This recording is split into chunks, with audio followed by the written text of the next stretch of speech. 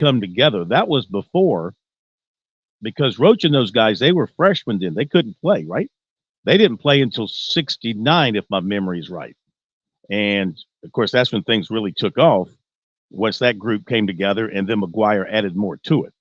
So South Carolina got a well-earned victory. And then Clemson last night, I mean, dominating Louisville, and then they took their foot off the gas again and almost let it slip away. But they held on, and they beat Louisville at home, and that should give the Tigers some feel-good mojo going into a very tough game Saturday against Virginia.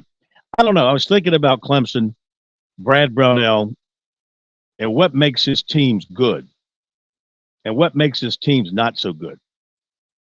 And I'm telling you, it just seems like every time he has a team that is more offensive than defensive, they struggle. His best teams have been the ones that can really clamp down on you defensively at any time and make you play at a particular pace, much like this South Carolina team.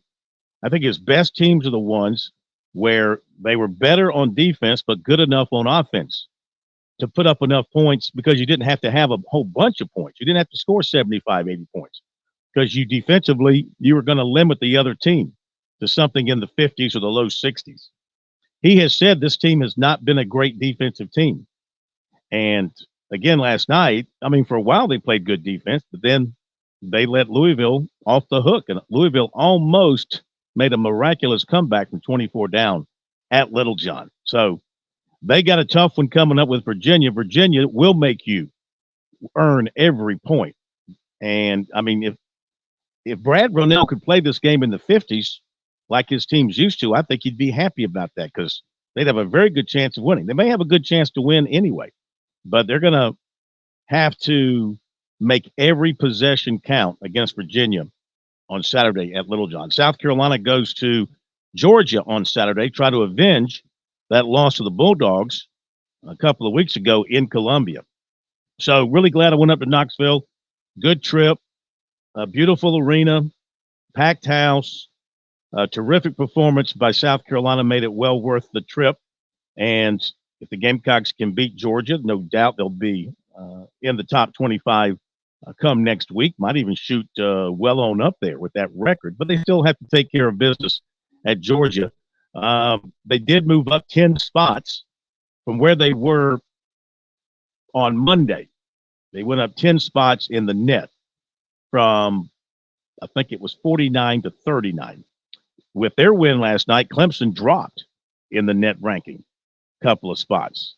So don't ask me to figure out the net ranking and why it is when you win, you lose with the net. I guess beating a bad team, a team with a poor record at home, somehow doesn't calculate into a positive move in the net ranking, but that's the way that metric works. So we'll talk about that. We'll hear from the coaches and also dive in a little bit more into the NCAA and Tennessee and lawsuits flying at the NCAA left and right now from attorneys general and universities and anybody else that wants to sue the NCAA. Pat, did you sue the NCAA today?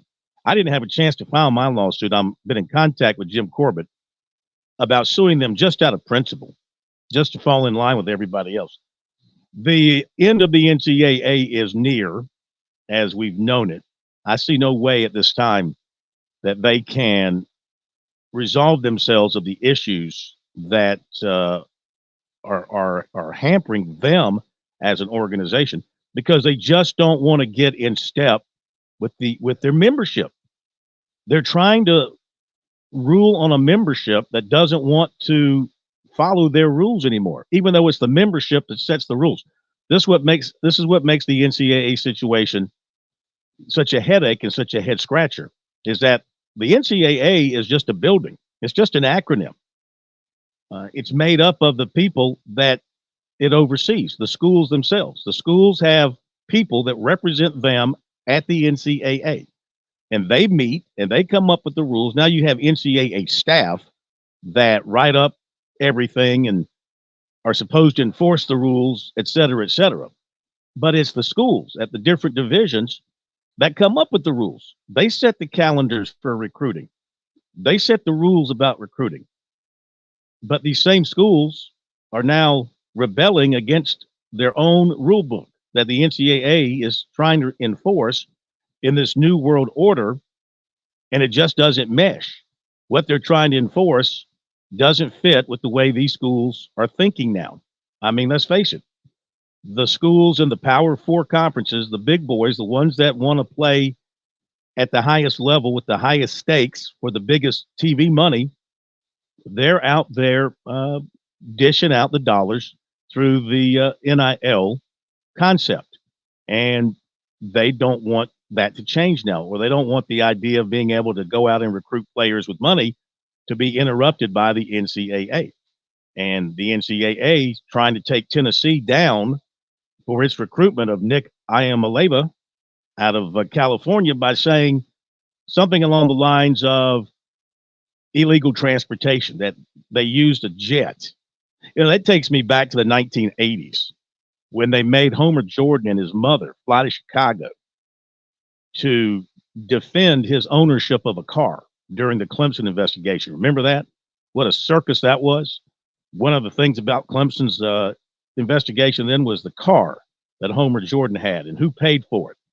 And I mean, this is where the NCAA has always been with this sort of silliness in over authorizing itself on its membership and in trying to mandate everything that they could do. And so now it involves a plane transportation by a booster for this quarterback. But here's another thing about all this, too, that kind of caught my attention. So the collective involved here is a group called the Spire Group, okay? And they're like the biggest in the country when it comes to collectives. And their attorney's a guy named Tom Mars. And he's an Arkansas grad, number one in his Arkansas law class, if you ask him. So he's not a Tennessee guy per se. He didn't go to Tennessee. He went to University of Arkansas, Little Rock, and then he went to University of Arkansas Law School. But he is representing this group, and they put out a statement once the NCAA put out their statement saying that in no way, after they signed Iamaleava to reportedly an $8 million NIL deal that was not tied to University of Tennessee, they did not influence his decision to go to Tennessee, that they would have represented him to any college in the country that he wanted to go to. That was their statement, which on the surface you say, okay, that's all well and good. But when you dig a little deeper, you find out that, of course, the Spire Group is located where? Knoxville, Tennessee. Operated by who? University of Tennessee. A part of which is what? The Major Vol Collective. So you have to look at it with the question, if you've got all these connections and the player in question ended up at Tennessee, how are you to expect people to believe that you didn't have something to do with him going to Tennessee? The perception, of course, is reality part comes into play here. And you might say, you know, unless you can prove, is there a paper trail? Unless you can prove that you had nothing to do with his decision to go to Tennessee, it certainly smells like a duck, quacks like a duck, probably is a duck. So my point in saying all this is another example of how in everything in college athletics, what people say is not reality. Don't tell me my head is wet when I step outside and it's not raining. Don't tell me it's not raining just because, you know, there's rain dripping off my scalp. Don't look at me and tell me it's not raining. Well, that's what they'll do. They'll look at you and tell you, no, it's not raining, even though there's, you know, you're soaking wet from being outside in the rain. That's the kind of foolishness we've had with college athletics over all these years and how they try to spin things. And I see this as major spin job by this company. Now, the NCAA also, of course, is being foolish in what it's trying to do because they're trying to come in after the fact and reel all this in, and they're not going to win. They're going to lose every step of the way in court every step of the way. They're going to lose every case as it comes to this. So they better realize they've got to go. They've got to go in another direction if they still want to be a viable body in having some sort of governance over college athletics, which I see slipping further and further away from their grasp as time moves on here. So we got all that to talk about tonight. Plus, 7:05, little hooping and hollering with Coach John Combs. And we'll have as a special guest tonight, Dorman coach Thomas Ryan. A great time to have him on with us because, of course, he coached P.J. Hall when he was at Dorman, and he coached Talon Cooper when he was at Dorman. So he's got his fingerprints on both the Tigers and the Gamecocks and their success that they're having this season. And we'll update recruiting for you as well. So we've got a lot on the table. Chris Bergen, is Chris connected?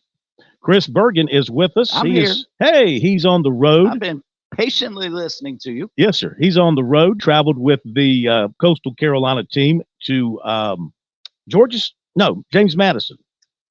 Correct. Yeah, you went north, not Virginia. south. You went north, not south. I went north. Yeah. Yeah, how was your no trip? Snow, unfortunately. It was long, but it was fun. Yeah, I got a chance to listen to a lot of basketball last night, listen to the entire Carolina-Tennessee game. I was all Gamecocks. I don't see that game not being impressed. Them going into Knoxville, as you saw in person, and really keeping Tennessee at bay, and then secondly, keeping that crowd out of it. I mean, it sounded like oftentimes, Tennessee cut the lead right at the start and half. They were about ready to really get into that ball game, and the Gamecocks, to their credit, slowed them back down and made sure that the was being touched. All right, Chris, let me jump in on you because you're chirping on us quite a bit. You might have the same problem I had a couple of minutes up in Knoxville. If you want to reconnect real quick, kind of chirping in and out there, we'll come back to you. But, yeah, that happens sometimes with the internet, of course. When you're on the road trying to get connected, sometimes you don't get the best connection. So we'll have Chris back with us here momentarily to hear more about his thoughts on all of that. Our phone number, 888-898-2525. That is the South Carolina Education Lottery lucky number here on Sports Talk. We'll take plenty of your phone calls. In fact, why don't we go ahead and run off some phone calls here while we got them lined up. Reminder, though, Chris is going to reconnect with us in any second now. He's only with us until 6:30 tonight. So if our callers wouldn't mind hanging out, we can get a little bit more out of Chris if we can while we got him. Is he back with us? He will be any second now. Well, we'll go ahead and jump on the call till he's connected. I'm going to guess we've got Gamecock Larry up with us first tonight. Chris is actually back with us now. Chris, you there? I am here. All right, go ahead. I didn't realize I had disappeared, so I apologize. Does this sound better? Yeah, you're good. Excellent. So what I was saying was I was just awfully impressed with USC's win last night. And Phil, I don't think in terms of being ranked inside the top 25, unless Georgia beats them by 75 this weekend, I don't see any way you keep them out. I really don't. That's a top 25 team with a top 15 performance last night, especially on defense. And, I think if anything, you go into Georgia wanting a little revenge from a game you just let slip away. They should have won that game earlier this season back at home. So they go in with that kind of mindset, and they played with a chip on their shoulder much of the season. I don't see why they wouldn't on Saturday. And do you suppose if Clemson had won by 40, they would not have dropped in the net rankings? Are we to the point now where, like in the old RPI, that style points are important? I thought winning basketball was all you were supposed to do. Just like when the Gamecocks won the other night and dropped. Same thing here with the Tigers. Yeah, they didn't probably play their best 20 minutes in the second half, but they won a conference game. And that should be enough not to penalize you for that. I don't care how bad Louisville is. So are we getting the indication that you've got to blow teams out to not drop in the net rankings now? It's hard to figure. Yeah, you would think a win's a win, but apparently a win over a poor team at home doesn't do you any good in the net ranking. That's the only conclusion I can reach. I don't know that point differential plays a role in the net ranking. I don't know if that's one of their pieces of the equation or not, but you would think a win over a conference foe at home would do you some good, but there's a lot of different numbers plugged into that. The opponent's opponents, what they're doing, what your opponents have been doing, that all impacts on a daily basis what that net number is. So did not help Clemson last night, despite getting that win. It didn't help as far as the net ranking is concerned. But they need to put themselves in a position They need to put themselves in a position where they don't have to look at that number come mid-March or the selection Sunday. They need to get to where it doesn't matter. Well, the only way it doesn't matter is if you win the ACC tournament, but where they are in a strong enough position where they don't have to sweat it. Don't get clobbered on the backboards. I was stunned that Louisville dominated the backboards against a really good rebounding Clemson team. If Brad Brownell's upset about anything aside from lapses defensively in the second half last night, he's got to be just terribly frustrated at his team for not getting on the backboards. I mean, you can't, at home in particular, you can't have Louisville almost collect 50 rebounds on you. I mean, that's absurd. And so that was one of the stats that just jumped off the page at me because we don't normally see that with the Tigers, especially with Ian Shefflin and P.J. Hall and Chauncey Wiggins and those guys, their abilities to get on the backboards. I was stunned that Louisville just kicked them off the backboards to a basically 2-1 edge. And with that, Chris, 48-29 was the rebounds for Louisville versus Clemson. And then on the offensive glass, it was just, I'm not sure I've ever seen numbers this lopsided. 21 offensive rebounds for Louisville to only 4 for Clemson. And then you also look at second chance points, 17 for Louisville, only 2 for Clemson. Bench points, 12 for Louisville, only 5 for Clemson. If you were looking at the stats of this game, you might have thought Louisville had won the game. And I think that's what is most troubling for Clemson fans out there and for this team is Brad Brownell has talked about the lapses in defense from his team, having to rely more on the offense as opposed to the defense, which is kind of backwards from how we're, I think, used to viewing Brad Brownell's squads. But seeing them get dominated underneath the basket, like you're saying, especially with a P.J. Hall, with an Ian Shefflin, who are both tremendous rebounders, to see them, are they spending too much time outside? Are they getting worn down on the other end of the court? Or what is happening there? Is it basic fundamentals of just not boxing out? Or what is it a quick fix? Or is this just the Tiger squad that we're going to see this year? First off, P.J. Hall can't go 0 of 6 from three-point range because, first off, if he misses, P.J. go inside. Stop shooting the outside shot if it's not falling for you. Go inside and work your magic down to the post because he's a terrific mid-range game and certainly on the block type guy can score. But, 9 of 20 for P.J. Hall to get 25 points. It was almost like what we saw last night, Phil, from Dalton Connect. I mean, how good a player is that guy? Fantastic. 31 points in what he had take about 30 shots to get there. So I think Lamont Paris said going in, it's volume shooting for him. We'll allow him to score. He got 24 shots last night to get his 31 points. I think the Gamecocks would have taken that before the game started. And then he ends up scoring the last 13 for them to keep them close. But I was awfully impressed with Connect, but he had to work for every one of his shots and to shoot as many as he did to score that much. The same thing with P.J. Hall. That's way too many shots to get 25 points. Connect hit some incredible shots. He hit a three-pointer late in the game. He chased down a ball into the backcourt. A ball had gotten through, went back to the backcourt. He chased it down, came across midcourt on a dribble, went to his left, leaned back to the right, and hit a three-pointer. I mean, it was an incredible individual effort, and it got them back close to the ball game. And I think it was then that Cooper might have gone back down and hit a three on a feed from Michi Johnson. Here's the other incredible thing about the Gamecocks, these last 2 wins. They're getting no scoring from Michi Johnson. He's doing other things, rebounding and assists, but he's hit 1 shot in the last 2 games. So somehow they've managed to win these last 2 games without their leading scorer giving them a bunch of points. Breaking news out of the ACC. According to Pete Themmel, Boston College head coach Jeff Hafley is expected to become the new defensive coordinator of the Green Bay Packers. Wow. Hafley, of course, was at Ohio State before he went to BC. He took BC to bowl eligibility in 3 of his 4 years. And according to the story, reasons for him making this move, the overall state of college football, and the opportunity to work for, as Themmel writes it, one of the most respected franchises in the NFL. So there you go. The state of college football. Yeah, I think we'll hear that a lot with a lot of coaches that'll be moving on. The state of college football in its current state. Why not just go ahead and go to the NFL where you've got some structure, you've got some rules, you've got antitrust, you've got contracts, you got you know who you're going to have unless you cut them or trade them, that kind of deal.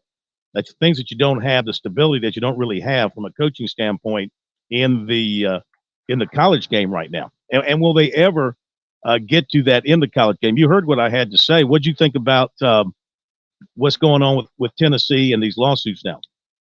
Well, first off, attorneys generals need to find different things to do. I mean, it's basically obviously these guys in the attorney general in Tennessee, if I'm not mistaken, they're selected by the Supreme Court. So the state Supreme Court. So let's face it, he's trying to score some points up in the state capitol to try and maintain his job. That's all this is. It's pandering to voters in your state. But in terms of that, take that aside. What you said about the NCAA and not being able to enforce its rules, I totally get. But what are they supposed to do if they can't enforce their rules? They just need to go away as a governing body, and college football needs to find somebody else to run the show, right? Well, I think we're headed to that. I think right now you're headed to the Power 4 schools breaking off and forming their own association and writing their own rules and handling their own business. I see no other way around it at this particular time. Are you headed off? Yes, I am. Enjoy the brief visit, guys. Sorry, got to go to dinner. Enjoy your night. We'll be back. Restaurant. We'd like to invite you and your family to dine with us. We have a great menu that's sure to please your whole family. We have fresh cooked burgers, big juicy wings, blue plate menu featuring country cooking, oven baked hoagies, fresh crisp salads, authentic Greek food like gyros, souvlaki, and baklava. We also carry 20 different premium cheesecakes and pies. Flight Deck Restaurant also has an arcade with 30 different games like Star Wars, Batman, Skee Ball, Bass Wheel, Pac-Man, Galaga, and so much more. Flight Deck, your favorite family restaurant. Thanks, y'all, and God bless. As an organ donor, your story doesn't have to end. The good in you can live on. In fact, you could save up to 8 lives and restore sight and health for many more. Sign up right now online as an organ, eye, and tissue donor. You'll be happy you did. And just maybe someone else will be happy too. Go to organdonor.gov. It saves lives. U.S. Department of Health and Human Services, Health Resources and Services Administration.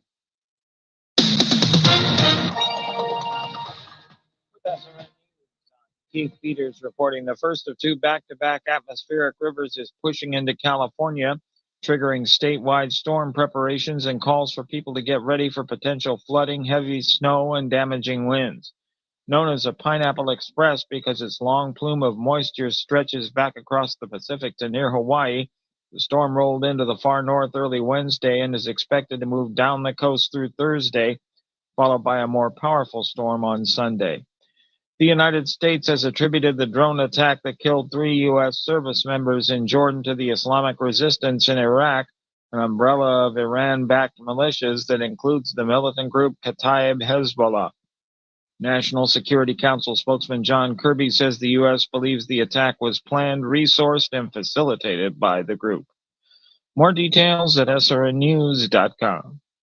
I sure like to brag about good local businesses. Franklin Plumbing and Drain Cleaning is a great local biz. Josh and his team stress customer service as their top priority. Franklin Plumbing and Drain Cleaning came out to my house. I had a toilet that wasn't working right, a garbage disposal that died. They came out right on time, told me everything they were going to do, and explained the price of each repair before even bringing in the tools. I knew exactly what I was getting and exactly what it would cost. Their prices are fair. Their team is courteous and professional. Plus, they did a great job fixing what needed fixing in my home. I am very careful about making any recommendations, and I'm thrilled and confident to suggest you call Franklin Plumbing and Drain Cleaning for any plumbing needs. If it's a repair or to replace something, if it's that tankless water heater that you've always wanted to give you that endless hot water and save you some money. They unclog drain and sewer lines and so much more. Online, you'll find them at franklinplumbing.sc.com or just give Josh and those great folks a phone call, 799-2222. That's 799-2222, and tell them you heard about them from here at The Point. Are you willing to risk it all? The White House, the House, the Senate, total Democratic control. Because poll after poll shows that Donald Trump is the weakest candidate against Joe Biden. With President Trump's criminal trials and the liberal media's bias against him, we just can't risk 4 more years of Biden and Harris. The right choice, Nikki Haley. Nikki Haley crushes Biden by double digits, even in swing states Trump lost in 2020. Nikki Haley is a strong leader, a proven conservative fighter with real solutions to get our country back on track. Haley will unite Republicans and help them win up and down the ballot. Nikki Haley is our strongest candidate against Joe Biden. And with Nikki Haley, America can win again.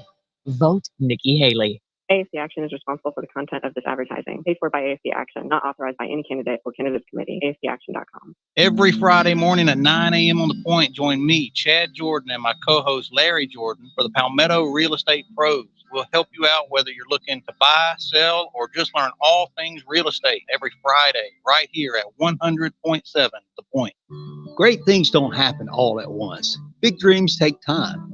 And when it comes to saving for college, it's those small steps that make a difference. I'm State Treasurer Curtis Loftus. Future Scholar, South Carolina's 529 college savings plan is designed to be taken step by step. You can start with any amount, contributions are tax deductible, and earnings grow tax free. So why wait? Discover the smart, easy way to save for college at futurescholar.com. Hi, this is Joel Lurie. I'm the host of Health Matters every Monday morning from 9 to 10 right here on 100.7 The Point. Join me as we talk about issues impacting your health and our community. It's Health Matters every Monday at 9 a.m. right here on The Point.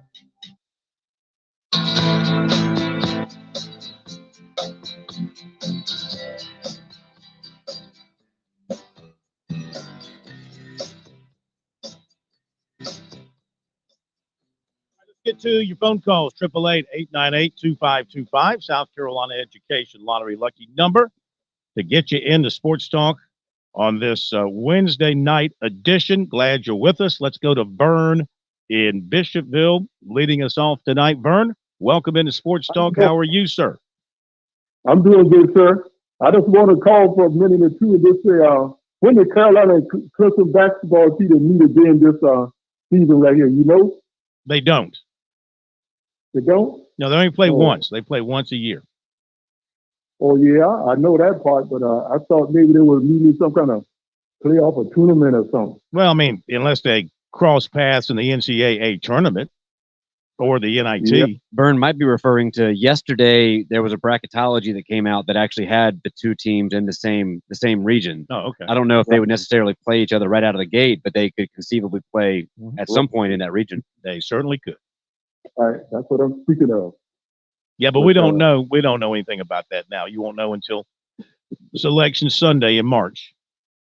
Oh, yeah. Well, you think if they meet again, it would be a nice game to watch. Well, it'd be huge if they met again in the NCAA tournament. I mean, that would be so much better than a regular season matchup, so much riding on it. So chances of that happening, I would say, are slim, but it could happen. Yeah, you know, and stuff like that. I would really want to see if Lamar Paris learn anything from that first game. That's what I want to see and stuff. But I know it may not happen. But, you know, look like he's coming along pretty good. You know, the funny thing when you see DJ Mack, when he's trying to score, I laugh myself silly. You know, I haven't seen things like that since Charles Barkley. The way he backed them down into the paint, you mean? Yeah, like a calf. Yeah. Hey, listen, that was great identification by Paris to see that matchup and to get the ball to his big and let him work inside. And, yeah, it worked time and again for the Gamecocks. But you know who he reminds me of? You know, when he does things like that, I know I just said Barkley, but, you know, he reminds me of a woman, you know, when they play basketball. But, you know, he's saying, you know, he can't jump. So, you know, it's a good thing. But anyway, y'all be fast. You know, I just want to pass that on to you. When I saw that thing about Carolina and Clemson, you know, maybe they would meet again. Yeah. But anyway, I'm pulling you. I hope I see him again. I would like to see this pass learn anything, but you never know. Well, the last time it happened like that two state teams met in the NCAA tournament, I think was that game against Furman in South Carolina up in Philadelphia in 75, I think it was. And Furman won that game. Yeah. But anyway, you know, you never know, you know, and something like that. I don't wish both of them into the playoff or tournament or anything. You know, I wish both of them make it. Now, we could have had it last year, right? Wasn't it set up in the brackets where Furman and Charleston were going to meet? Something like that. At a certain point, yep. But it didn't get that far for them. But I think we could have had that last year. Sweet 16? Would they been in the Sweet 16? Because they both won. They both won their first round games, right? So I'm thinking it might have been the Sweet 16 that they were set up to meet had they gotten that far. Yeah, because I ain't going to talk no trash about Clemson. You know, last night they won. That should have been, when you win, no matter how you done it, as long as you win. Mm-hmm. You know, I don't know why, dropping them down like that. You know, it's amazing how much disrespect both teams get. But anyway, y'all be blessed and everything. You know, I just want to run that by you. Look, I saw that bracket thing. You know, maybe I thought you had knew more than I know. So, anyway, y'all take care. Be blessed. Yeah, and Vern, that was in that bracketology, Clemson was a 6th seed in the East and South Carolina an 8th seed. So they would not have met until the Elite 8, but still had a shot. And then going back to last year, it was actually going to be in the round of 32.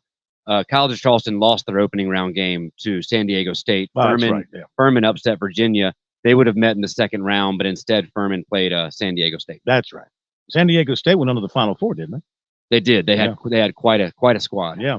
All right. Thanks for the call. We continue 888-898-2525. As we continue, I want to remind you that if you haven't made plans for your summer vacation, if you haven't gotten that house or condo squared away, you need to do so today and give Jimmy Smith a call at James Smith Real Estate at 843-237-4246, online at pauliesvacationrentals.com. Spring and summer right around the corner. So if you want to be able to have the pick of the litter, so to speak, and get what you really want, you better act soon.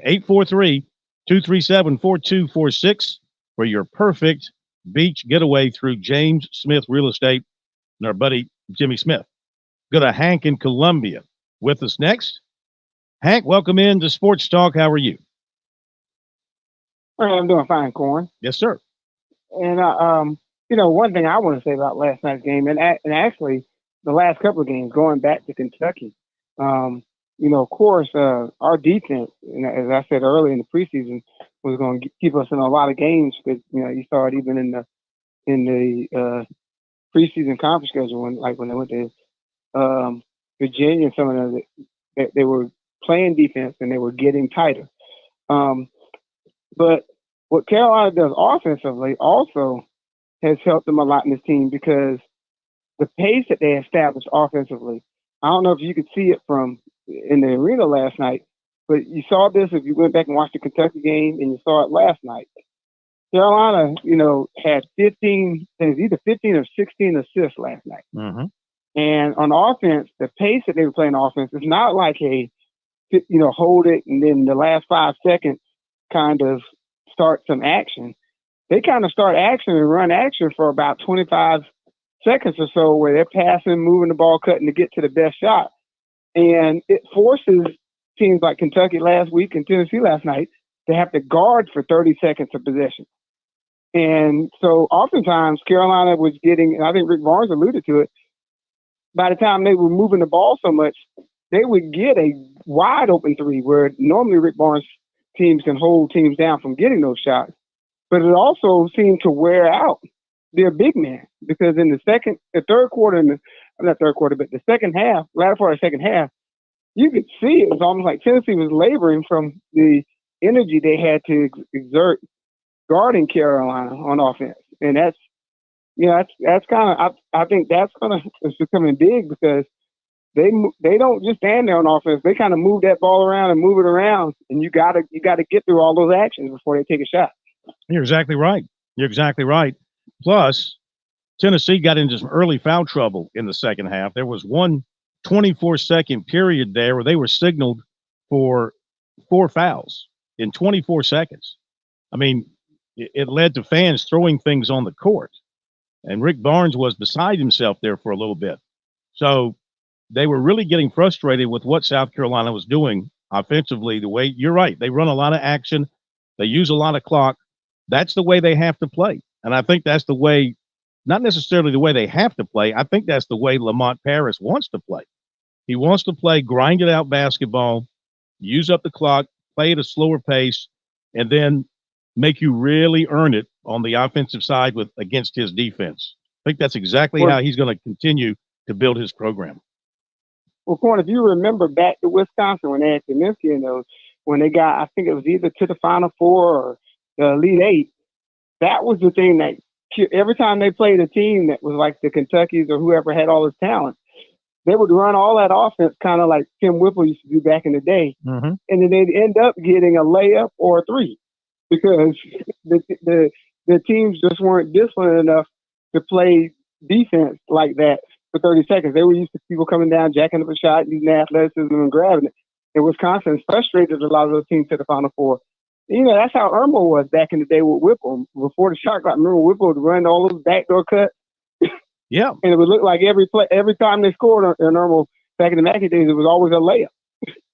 So that's good basketball. That's knowing your that's knowing your personnel and coaching to your personnel. And it's working terrifically for South Carolina right now.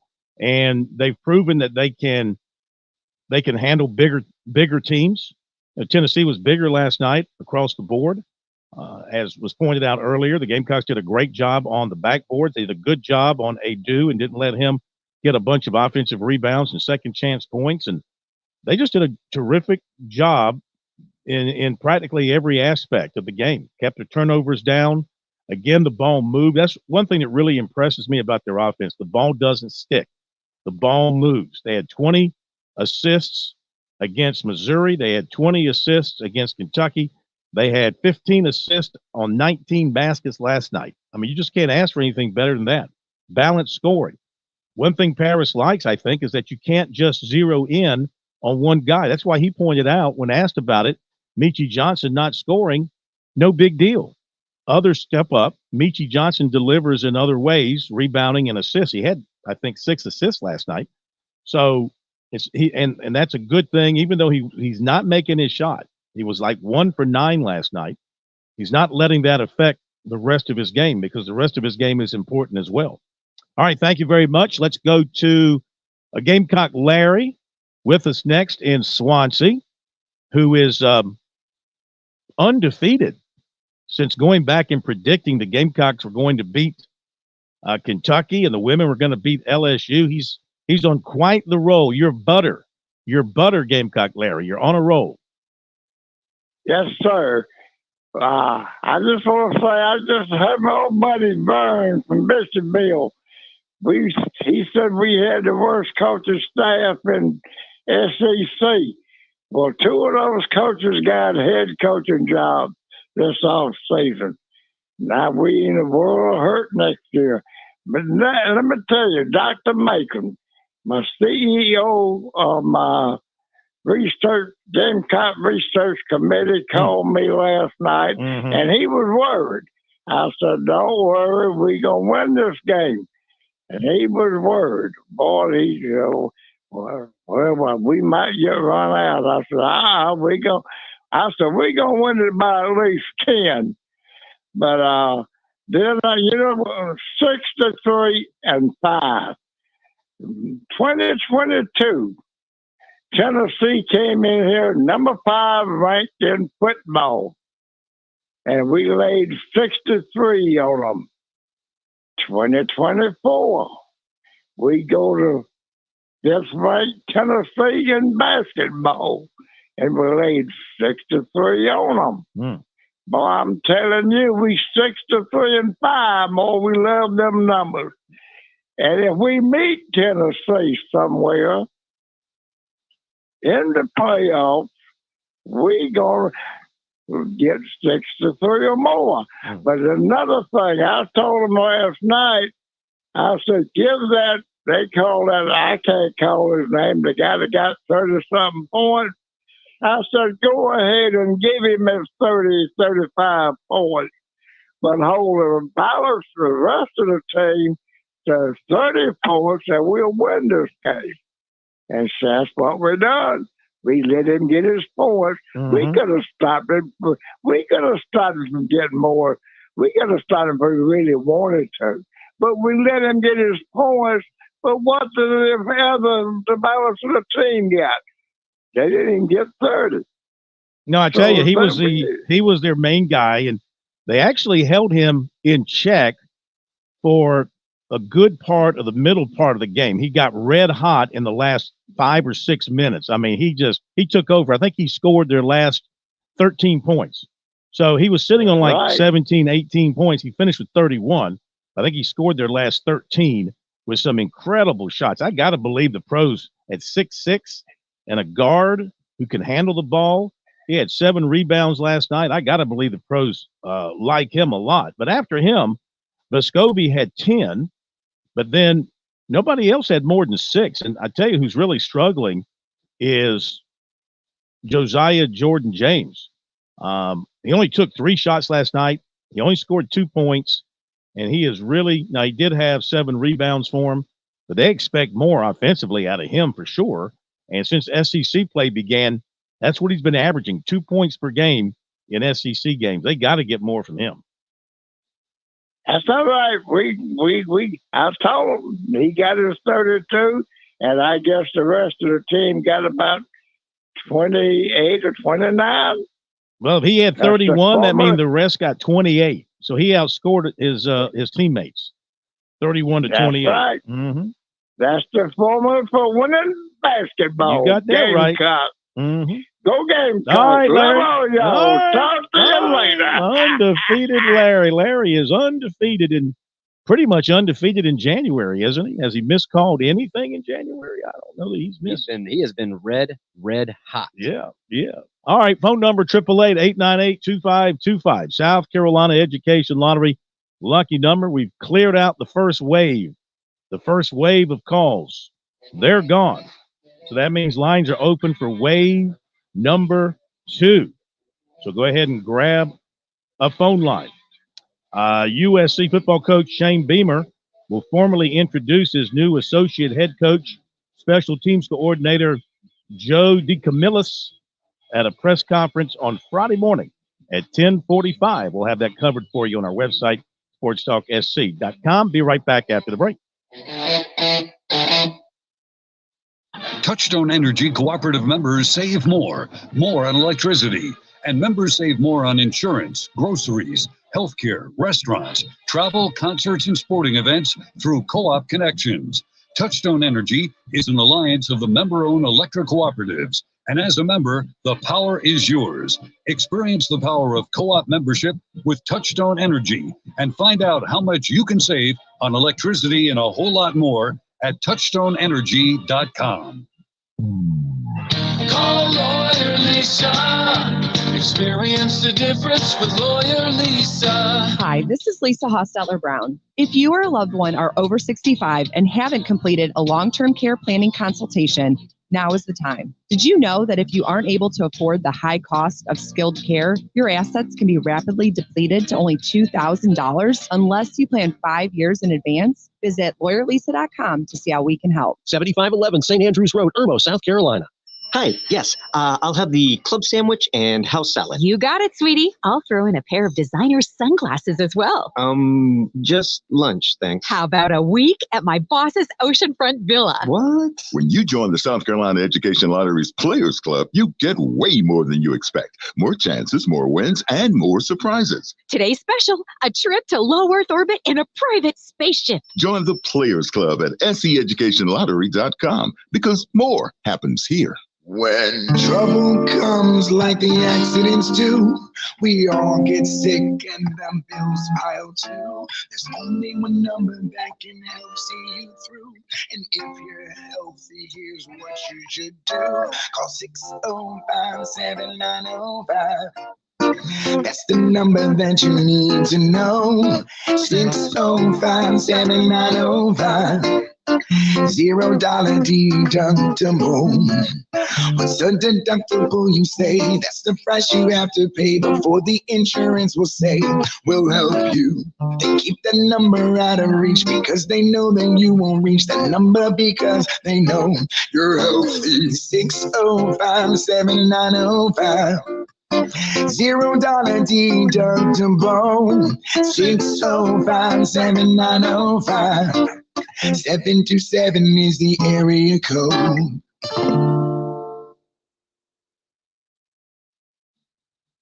Major Billy Downer here from the Department of Natural Resources, and DNR is excited to announce the implementation of Go Outdoors SC, a new online licensing and boat titling system that you can access right from your phone. Through this new system, customers can purchase their hunting and fishing licenses, renew their boats, apply for lottery hunt opportunities, and complete electronic harvest reporting requirements.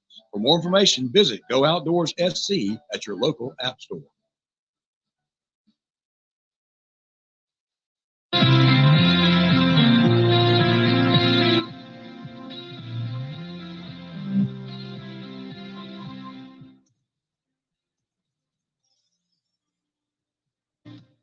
All right, coming up after the top of the hour break, a little hooping and hollering.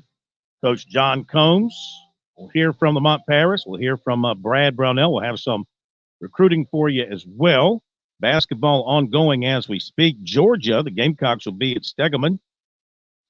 Stegeman or Stegman?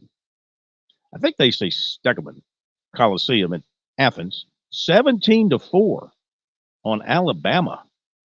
Almost 10 minutes in. Wow. 17-4. So if Georgia holds on, wins that game, first of all, that helps South Carolina in that'll give Alabama a second loss.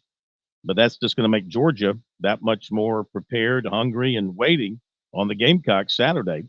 Notre Dame, Virginia later tonight. Wake Forest, Pittsburgh. And in the state of South Carolina tonight, you've got Furman at the Citadel, Wofford at Samford, Upstate at Presbyterian, Charleston Southern at Radford. Okay, back to the phones. 888-898-2525, the number. Andy in Columbia. Andy, welcome in to Sports Talk. How are you? Hello, Mr. Korn. Hello, Pat. I'm doing well. I hope y'all are doing well. Yes, sir. Hope you made it back from the mountains all right and didn't get too many I got to say, yourself on the road. There were some hairy moments in the rain going through the Smokies, through those turns left and right with trucks parked on the side of the road and visibility down to about 200 feet, but I made it. Well, at least you didn't drop 200 feet off the road. That's what I was. Two things I was looking for: the edge of the road and deer. That's all I was looking at. I was looking for deer to run out in front of me, and I was looking for the cliff. And as long as I avoided that, I was okay.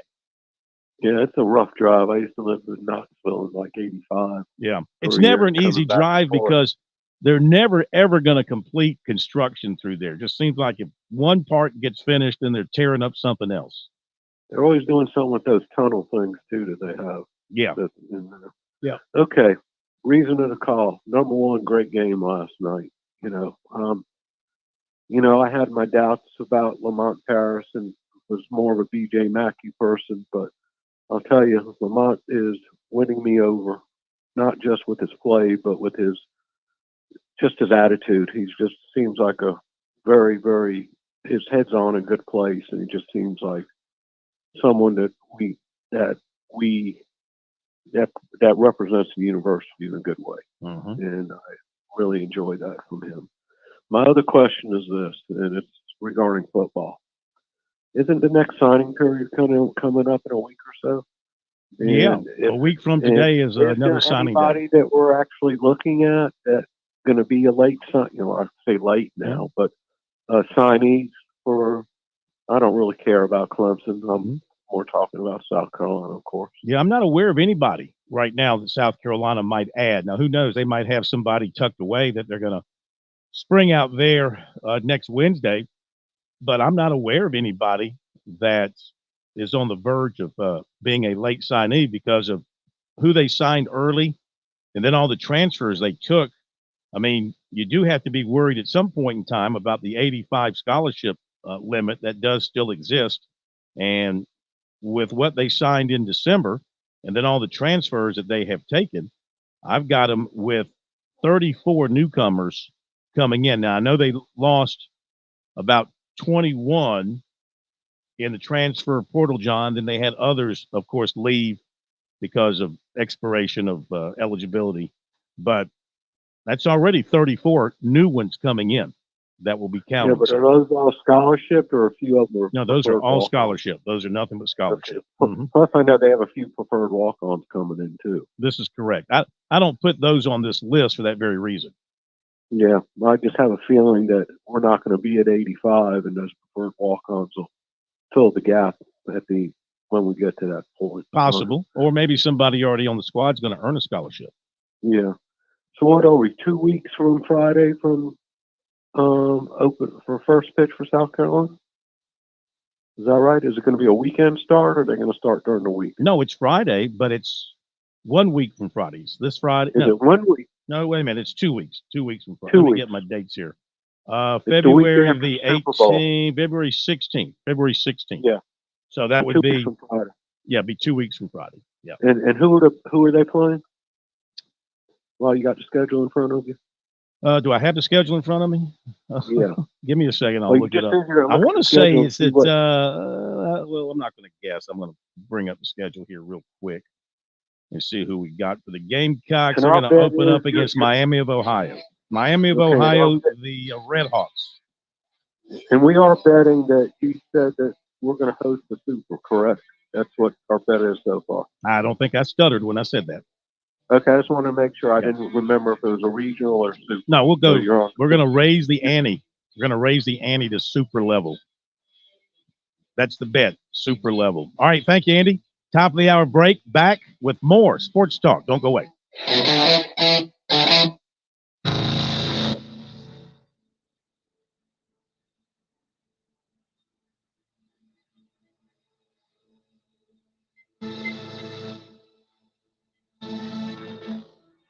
UXL Columbia W264DF. From the Bart Fireside Studio, the solution for keeping you warm this winter. This is 107 The Point. News this hour from townhall.com. I'm Keith Peters reporting. President Biden continues to weigh retaliation options to the attack that killed 3 U.S. soldiers overseas. White House correspondent Greg Clugston reports. National Security Council spokesman John Kirby says the U.S. is not seeking a broader conflict in the Mideast, but that won't stop the president from retaliating. We will do what we need to do to make sure that those responsible are held properly accountable. The U.S. now attributes the deadly drone attack in Jordan to the Islamic resistance in Iraq, an umbrella group of Iran-backed militias. Greg Clugston, Washington. FBI Director Chris Wray tells the House Select Committee on China that Chinese government hackers are busily targeting critical infrastructure inside the United States, including water treatment plants, the electrical grid, and transportation systems. Wray says the nation cannot afford to sleep on the threat posed by Chinese hackers. China's hackers are positioning on American infrastructure in preparation to wreak havoc and cause real-world harm to American citizens and communities if and when China decides the time has come to strike. China calls the accusations groundless. Democrats and Republicans continue to be at odds over security at the southern border. House Speaker Mike Johnson says lawmakers must take a stand on border security. Now, I'm here this morning to beg of my colleagues to help us force the administration to take action. We have to stop this now and put Americans and Americans' border security first. Negotiations on the border, as well as funding for Ukraine and Israel, continue to be contentious. On Wall Street, the Dow down by 317 points, the Nasdaq dropped 345, the S&P lower by 79. More at townhall.com. Relief Factor pain relief. It's natural pain relief that works, and pain relief that attacks the source of the pain. That's the experience of tens of thousands of Americans who are taking Relief Factor right now. See their incredible video endorsements at relieffactor.com and then order your 3-week quick starter pack for just $19.95. That's less than $1 a day. Find out if it can work for you like it works for me by ordering your 3-week quick starter pack today. Relieffactor.com, relieffactor.com. Be the next success story. This is Dennis Prager, and now a truly exciting new benefit. My monthly online video get-together for Pragertopia Plus members only. For an hour each month, get an exclusive chance to ask me anything. I'll be answering your questions. I've never done this. Submit your questions for me at Pragertopia.com. This is our chance to connect like never before. Go to Pragertopia.com or click the banner at DennisPrager.com.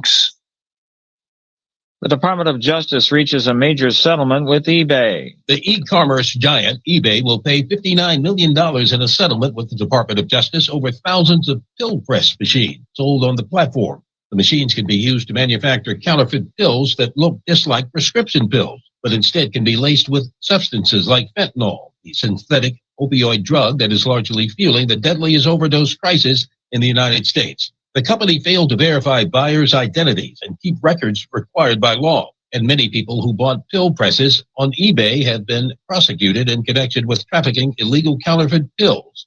That's according to the Justice Department.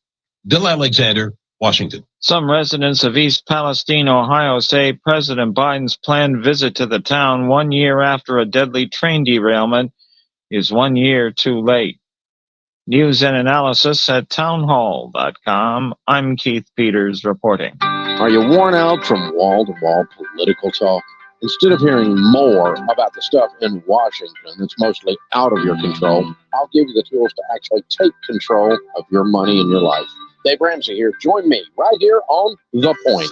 I'm live and taking your calls weekdays at 2 p.m. I'll teach you how to get on a written plan that actually works, get out of debt, and build wealth.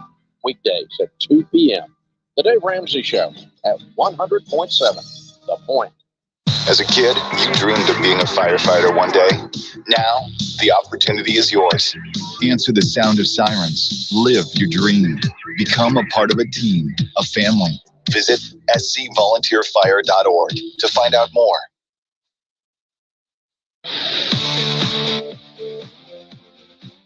Welcome back to Sports Talk on the Sports Talk Media Network.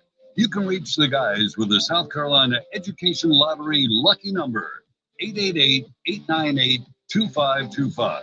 That's 888-898-2525. Now back to Phil, Chris, and Pat with the second hour of Sports Talk on the Sports Talk Media Network.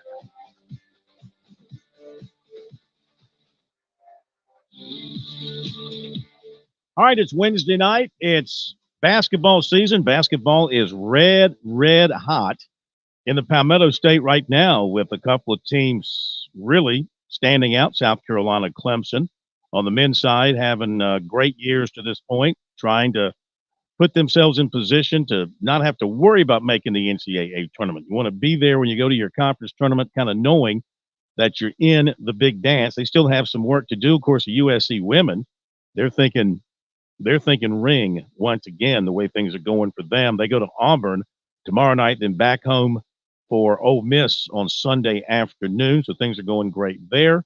College of Charleston has a big one at home tomorrow night against Wilmington, seeking to avenge a loss at Wilmington a couple of weeks ago. So they're having a pretty good year. So we got some good basketball around the state, and of course high school basketball red hot as well as we work our way through region play, heading towards the beginning of the state tournament here in just a few weeks. So it's time for some hooping and hollering here on Sports Talk with Coach John Combs, Athletics Director, Spring Valley High School, former head basketball coach in our state. And we have a special guest tonight. Let's welcome in Coach Combs to get things rolling tonight. Coach, good evening. How are you? I'm outstanding. Good evening to everybody. Good to have you with us. What's been happening around the state high school-wise since last week? Anything to really surprise you, or anything worth noting in your mind since the last time we talked? Well, no, nothing has surprised me. I mean, well, like I said, we're now at the point where we're winding down the season. Most teams now only have about 3 to 4 games left in region play before we start the playoffs coming up here in February. But there's a lot of great matchups going on, and man, it's great high school basketball and great college basketball going on right now in South Carolina. Well, you put out your rankings yesterday. So 5A boys, you've got Lexington number 1, followed by Somerville, St. James, Burns, and Dorman. And in 5A girls, it's Sumter, Malden, Rock Hill, Dutch Fork, J.L. Mann. 4A boys, top 10, Westwood, Ridgeview, Catawba Ridge, Wilson, Riverside. That's your 5. The girls, South Point, North Augusta, Bluffton, Westside, Pickens. 3A boys, top 5, Crestwood, Darlington, Wren, OW, and Powdersville. 3A girls, Camden, Wren, Blue Ridge, Lower Richland, and OW. 2A boys, Gray Collegiate, Oceanside Collegiate, Andrew Jackson, Hampton County, and Landrum. On the girls' side, Bishop England, Andrew Jackson, Gray Collegiate, Blacksburg, and Silver Bluff. And for the 1A teams, top 5 in boys, Louisville, Christchurch, Denmark, Oler, McCormick, and North. And for the girls, Military Magnet, Denmark, Oler, Carvers Bay, Lakeview, and Allendale, Fairfax. Pretty much the teams, Coach, that have been amongst the best in the state from the start are still pretty much there. Have you seen anybody kind of move up into that top 5 that maybe they weren't there at the beginning of the season? Well, like I said, St. James has made they're up there in the top 5 and 5A boys, and they have not been there before in a long time. But we're now that time of the year where there's not a whole lot of movement that goes on. You see a lot of the same people this last couple of weeks because basketball is such an interesting sport because early on you may have some football players that you get accustomed to your team, guys coming out playing the different preseason events. So now it's a pretty steady group as we're winding down these last couple of weeks of the season. Yeah, you might start the season with some football players, and then maybe they got to go play one of the all-star games somewhere in the state or nationally. You might lose them for a couple of weeks. Oh, absolutely. That becomes a big challenge. I mean, I've lost players North-South Shrine game, Shrine Bowl, and official visits. Football team does very well. I mean, it can be a challenge, and you get guys coming together and filling each other out. It sometimes takes a long time to gel. Speaking of all-star games, when do the rosters come out for the Carolinas All-Star Classic between North and South Carolina, and also for the North-South All-Star Games here in our state? Well, I would expect the Carolinas Classic roster to come out in the next week or two. It's going to happen real soon. The North-South All-Star Game rosters are usually picked. They'll probably be picked on February 10th or 11th, somewhere right around there, and we'll try to get those announced the week after that. So keep fingers crossed we're able to announce those Carolinas Classic rosters real soon, and a lot of good talent in our state. It ought to be a good year for basketball with that. Going to be in Wilmington, the game again this year, going to be in Wilmington? Yep, the Carolinas Classic will be in Wilmington this year at Hoggard High School, where it's been the past few years. They do a great job with the game. There's a lot of good interest in the area. And fortunately, the boys have won the last 2 to 3 years. South Carolina boys have. So we've got a lot of pressure on our next group to continue that tradition. All right. And we've got a special guest standing by to visit with us. I guess we could call him high school basketball coaching royalty in South Carolina with all those rings and all those trophies. Let's welcome in Coach Thomas Ryan from Dorman High School here to Sports Talk, little hooping and hollering on this Wednesday night. Coach Ryan, how are you? Doing great. Good evening, guys. Hope y'all are doing well. We are doing terrific. Coach Combs, he's the MC of this event. Coach, take it away. Well, Coach Ryan, first of all, it's great to have you here. Phil said it well. You are coaching royalty now in South Carolina. You've been doing this for a long time. I think you've got 5 state championships. You're getting, and that's 5 since 2017. So it's great to have you on. Let's start off right from the get-go. Start with a little college basketball. How is it, you coach P.J. Hall at Clemson and Talon Cooper at South Carolina and Noah Clowney, which some people may have not thinking about, is now in the NBA. How is that seeing all these guys play? I mean, when you go home now, you've got some options of who to watch on TV, and how's that been for you? Well, I tell you, it's a lot of fun. I've been blessed in a lot of ways. The Lord has really given me some awesome kids to coach, and they represent our program great. I mean, I tell you what it does do when I get home at night and the kids go to bed and Susie goes to bed, I can either I need to watch Dorman basketball, but I find myself watching Clemson, South Carolina, Brooklyn Nets G League, Appalachian State, or USC Upstate. And so it's fun. I wouldn't trade it for the world, but it's been awesome to see these guys have great seasons. Well, I know I've spent this whole segment just talking about all the players you have in college and some playing professionally now. P.J. Hall coming out of your program, I think a lot of people looked at him and thought he was a high major player, and deservedly so. Now, Talon Cooper, I've got to admit, I'll be the first to admit when he was coming out of Dorman, I thought he was a really good player. But I would be lying if I told you I knew he was a high major player at that was going to be. Did you see that coming out of high school, or was it just good for him to go to Morehead State right out of high school and develop and work his way to Minnesota and now become a highly impactful SEC player? No, it's been a progress. I mean, you're right about PJ. PJ from the get-go, everybody, that's a Power 5 from the start. Talon, 6'4". The thing about Talon that people don't realize, I've never and been fortunate to have a lot. He is a coach on the floor. He knows the game as good as anybody. Okay. And so when you find a kid like that has the work ethic that he does, you see him really grow in his game. You know, he went to some different high schools. In high school, he just came to us his senior year, won a state championship with PJ, a junior, and Miles Tate, a junior. Miles initially signed with Butler. But man, you could just see then that Talon was special, and Moorhead ended up being a perfect situation for him to then grow and have such a good year last year in the Big East. I mean, you won't find many finer than Talon. I mean, it's kind of neat. This morning, wake up this morning, the first text I had was from Kerry Rich at 7 o'clock saying, I love Talon Cooper.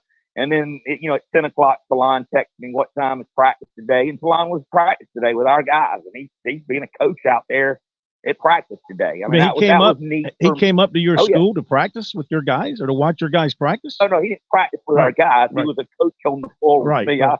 I'm not going to twist an ankle. Or my parents might have me. I might be in big trouble. But, they had an off day after a big win in the travel, and Talon came home to have, dinner with his family, but came to practice. And, you love to see that as a coach and just talk to him about the game. And, obviously he's on cloud 9 right now. He's really confident, just playing, out of his mind right now. And he deserves every bit of it with his hard work. And, he loves his team. He loves Coach Paris. And, they're doing something special right now. I mean, he told me at practice, he said, Coach, I've got Georgia tonight over Alabama, and I'm sitting here watching it in my living room, and Georgia's got a 13-point lead. South Carolina may be tied for first place in the SEC when he wakes up in the morning. So what an exciting time for him. But he's playing just outstanding. And, for South Carolina, gosh, Michi Johnson, I think, won for his last 17, and they're still winning big games, and that's not going to continue with him and Mac and the transfer from Vanderbilt. I mean, this is a really good South Carolina team, but I do think it starts and stops with Talon and him running the offense. And, he doesn't just score. Early in the season, he kind of facilitated, and just in the last 4 or 5 games, he's been a lot more aggressive offensively, and I really think it's helped them. And South Carolina's you better watch out for them. They're playing really good basketball and very confident. Yeah, there's certainly no doubt about it. What is Talon said about Coach Paris and, his coaching style, what he's learned from him and what's helped him and them and their team have a successful season so far? It's funny you asked that. In the office today, we're sitting there, and I said, tell me about Coach Paris. Like, hey, and his first words were, I love how if there's something I see and I go say, hey, Coach, I think this is what we've got to look at, he immediately is like Talon's the coach on the floor, and we immediately go look at it, whether it's offense, especially offensively. And, I think that just shows that Coach Paris is a player's coach, values his kids' opinion, especially those like Talon, that's like having a coach on the floor. So, you can tell there's a special connection between those two right now. And obviously when a coach and a point guard are in lockstep, then, you're going to have a good basketball team.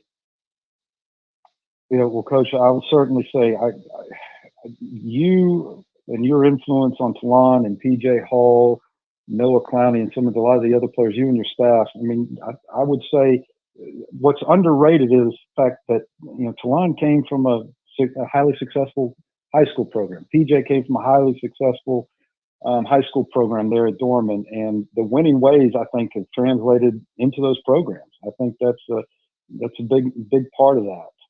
Tell us a little bit about your team that you got now. Real quick. Well, let me just talk on that with PJ. I've talked a lot about Talon right there, but what PJ's done is the face of Clemson program is pretty special. And I get to get the best of both worlds, seeing Clemson and South Carolina basketball. But the way PJ has carried himself, led that program, and I got to be honest, I'm biased. Man, that guy's not getting the calls like some of the superstars right now. I mean, I'll come on now at Cameron, but Brad Brownell on line 1 for you, Coach Ryan. Brad Brownell on line 1. Absolutely. So, but PJ, good gracious, the year he's had and led this team, and hey, I think Clemson. I talked about South Carolina being really good and watch out for them, but I feel the same way about Clemson. Clemson may be going through a little more of a tougher little stretch here these last 4 or 5 games, but man, they're dangerous, and they were playing so good in early December. And I'm just proud of what I talk to PJ each week. You can just tell that PJ has the right mindset. Hey, he hadn't played as well the last 3 or 4 games, and him personally, he's played really well. Maybe not from the three ball last night. I got home and watched his game, and I'm like, gosh, PJ couldn't knock down anything from the outside. But 25 points, leading his team, and just the face of the program. Just really proud of him in state too. Both of those guys couldn't be prouder of. Well, talk a little bit about your team that you have now, and I know you're in a tough region, battling. Tell us a little bit about what you got this season. Well, we're 17-6 right now, battling for second place. We have a big game. We go to Burns Friday night, and Burns is kind of they're the team to beat in our league, first place, undefeated. Coach Wayne Fowler does a great job with them, and so beat us pretty handily at our place. First time we had lost to a Spartanburg County team in over 8 years, so that was kind of a gut punch for our guys, and they put it to us. So we've got a chance to go back to their place and get back in the mix. But right now we're on the outside looking in. It's still at 17-6. We feel like we're really solid. Anything can happen, but big 3 games for us with Burns, Gaffney, and Spartanburg to end the regular season this next week and a half. So we're excited and just want to position ourselves the best we can for the playoffs, and we need to be playing, our best basketball here right now. Well, Coach Ryan is also the head coach of the Carolinas Classic team for South Carolina. And, Coach, I know you're trying to finalize your roster right now, the coaching staff. How's that process been, trying to pick players and try to pick the best players from South Carolina this year? Well, it's obviously an honor to be a coach in that game. I was an assistant coach in it 2 years ago, and to be able to try to pinpoint those top 10 players and go spend a few days with them and play against a great North Carolina team is obviously a lot of fun, and one of your biggest honors in coaching. And when I look at this roster, and we've pretty much finalized it, and I don't think it'll be announced for a week or two, but it's a really good team. I mean, some really good players, and South Carolina continues to churn out guys that'll play at Division I level. And every year I'm amazed, as this is my 24th year, I'm amazed at South Carolina high school basketball, where it's got from the days of DJ Mackey and myself graduating together to where it is now. Man, I'm telling you, there's a lot more players that are Division I worthy in South Carolina than we've ever had over the last decade. And even last night, I got watching Tennessee. Josiah James, Talon reminded me today. He's like, Coach, you realize Josiah had 36 against us at Lexington. We won in overtime, but we were able to shut him down. And then Justin Gainey played at USC Upstate last year, and they were able to shut him out. But it's just amazing how many South Carolina High kids are making major impact in high school basketball, college basketball, and in the NBA. Well, let me throw this at the two of you. Do you know who's leading the nation in scoring in D1 college basketball? I actually do. Okay. It's Tommy Bruner, correct? Tommy Bruner out of Columbia's Gray Collegiate. He's at the University of Denver, and he's averaging over 26 points per game. He's averaging more than 3 points per game more than Zach Edey from Purdue. So if my memory is right, if this holds up and he leads the nation in scoring, I think he would be at least the third from our state to lead the nation in scoring, right? Didn't Frank Selvey back in the day lead the nation in scoring? And, of course, we know Zam Frederick did at South Carolina. I think the year Frank Selvey scored his 100, was he not the leading scorer in the nation? I have to look that up. I'm just kind of guessing there about Frank Selvey. At least 2. He'd be at least 2, maybe 3. Well, that's a great trivia question, Bruner. I can tell you'd win a lot of money on that one. Well, I was shocked myself when I saw the note somewhere. I ran across that, and I saw the name. I said, wait a minute, I know that name. And it's Tommy Bruner, whose sister played at South Carolina. And then he started out at Upstate, I believe, and then transferred to Denver. Well, and I think that's the one thing he was. I think that's the one good thing about the transfer portal. It gets bashed a lot, but you get people to go somewhere that they can have a higher impact and have a different impact. And for South Carolina's benefit, that certainly helped out to get a transfer like a Talon Cooper there and these other players. So that part's been really good. And to set the record straight, Frank Selvey twice led the nation in scoring, including 41.7 points per game and 53-54. Coach Ryan, how would you have defended Frank Selvey? I think I've got no chance. what I'm hearing. There's no special defense for that. Yeah, ain't no doubt. Well, Coach, just give us briefly your opinion on South Carolina high school basketball needing a shot clock. What is your thoughts on that? Well, I'm very pro the shot clock. I think it adds strategy, excitement. I think it's how the kids learn to play. They have to play at the next level with it at really any other level than high school. I think it's coming. I think it's been a process. I know our state's in that experimental stage, and I think last year, and we played in a couple national tournaments, we played the shot clock 9 times, out of our 31 games. And so now our kids get used to it. And I think it's a great way to continue to teach the game and play it the right way. And, I know there's some of the old school guys that, gosh, if I probably call Coach Whipple right now, he'd probably roll over in his grave. And we hadn't talked about it, but I love Coach Whipple. And, some of the old Coach Ayers is against it. Gosh, I mean, he means as much to me as anybody in my coming to be a coach one day. But I think it's great for the game. I think it's a matter of time. I can't wait for it implemented, and I think that's going to happen in the next few years. I really do. If there's the one rule change that I probably don't like, Coach Combs, is the 2-shot shooting foul at the 5th foul of each quarter. I kind of like the 1-and-1. I thought that added strategy, put pressure on. I mean, I don't like that right now. I'm still adjusting. I still look up there at team fouls thinking, okay, they're in the 1-and-1. Man, I don't like that rule, though. But I want the shot clock, but I also want the 1-and-1 back. Mm-hmm. Count me on your side with that one for what it's worth. Well, you've got 3 games, I think, left in the season. How do you start preparing for the playoffs? Do you do anything different, or are you literally a one game at a time, and when the season's over with, regular season, then you move on from there? How do you prepare for that? Yeah, we're pretty one game. I tell you, back in the day, there was a couple times that I would try to prepare for. I can just remember back Irmo, Markup with Gaffney, that I felt like I changed who I was the day or two before.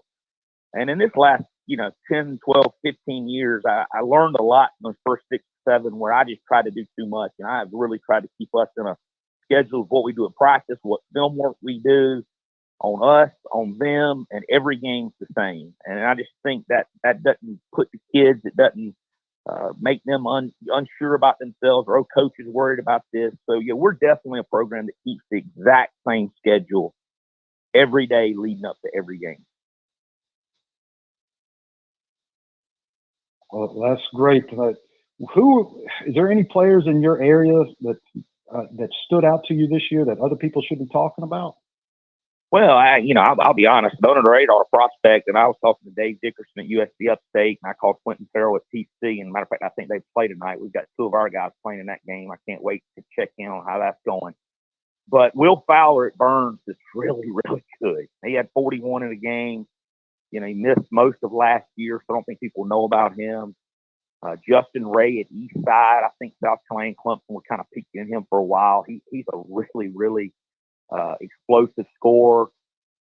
Columbia's got some really good players, especially at Lexington and Gray. But in the Upstate, as you asked, I think that's led by Will Fowler. Justin Ray at Eastside. Turbe, dad played at Clemson. Mm-hmm. Julian Turbe from Riverside, a good player going to American University. So that's some of our best ones up here right now. Well, tell me, what do you think about Lexington High School this year? Have you had a chance to watch them and Cam Scott, your old high school? What do you think about them? Well, I think they're absolutely loaded. Okay, and it's going to take a big time performance from somebody in 5A to knock them off. I'd say right now Burns probably has the team that could do that. The Cam Scott, Prunty, I mean, they're just really, really explosive and good. And Elliot Pope, you just go look at the schedule they played. He's prepared them, and they're taking care of business night in and night out. I mean, Lexington is a big, big favorite in 5A. There's no question about it. Coaches, we got to wrap. Coach Combs, you want to wrap it up for us? Hey, just thank you for having us on and getting an opportunity to talk South Carolina basketball, high school basketball. It's fun when we could talk about the players that we've coached, the players we've coached against, and having a major impact on a national stage in college basketball. It's a lot of fun. Thank you, Coach. Coach Ryan, thank you, sir, and good luck this week. Thank you, guys. Appreciate it. Had fun. You too. And thank you, Coach Combs. Great stuff. Thank y'all very much. You have a great week. Yes, sir. Talk to you next week as we draw closer to the high school playoffs here in South Carolina. We'll be all over it, Coach Combs, and guests as we go through the end of the regular season here and on to the playoffs coming up here in just a couple of weeks. All right. I love talking basketball here on Sports Talk. Georgia at the half is leading Alabama 41-27. Virginia leads Notre Dame 23-15. Wake Forest 22, Pittsburgh 15. Upstate and Presbyterian tied at 26. Radford leads Charleston Southern 24-13. And the Citadel with a 21-18 lead on Furman. Wofford and Sanford still to come. Also tonight, Florida plays at Kentucky. Arkansas plays at Missouri. Vanderbilt will be at Auburn. Also, Purdue is leading Northwestern 47-39. Xavier 38, St. John's 34. And West Virginia leading Cincinnati 17-15. We'll be right back. Thinking about investing in a hot tub? Great idea. Hot tubs offer relaxing hydrotherapy for tired muscles and stressed minds. But beware, all spas are not the same. At Jack Oliver's Pool Spa and Patio, we offer hot spring and free flow spas exclusively for their quality, energy efficiency, and affordability. And we have everything to keep your spa and pool sparkling, clean, and crystal clear. Come see it all at Jack Oliver's Pool Spa and Patio, Forest Drive, and JackOliverPools.com. When I served in Iraq and Afghanistan, my buddies and I would do anything for each other. That's important whether you're in a firefight or fighting to regain your life. When I came home injured, there are people I can count on, like DAV. DAV, Disabled American Veterans, stands behind America's veterans to make their transition back home easier, with free services and help getting the benefits they've earned. Help us fulfill the promise to our men and women who served. Go to DAV.org to learn more.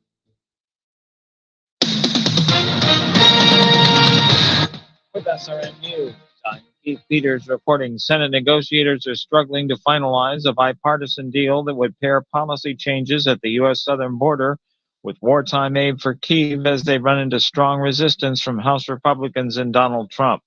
Senate negotiators have held closely the details of a carefully negotiated compromise on border enforcement and immigration policies that was intended to unlock Republican support in Congress for military aid for Ukraine. Actor Alec Baldwin has pleaded not guilty to involuntary manslaughter charges in the fatal shooting of a cinematographer during a rehearsal on a Western movie set in New Mexico. Baldwin's plea was made public Wednesday, a day before he was scheduled to be arraigned remotely over video conference.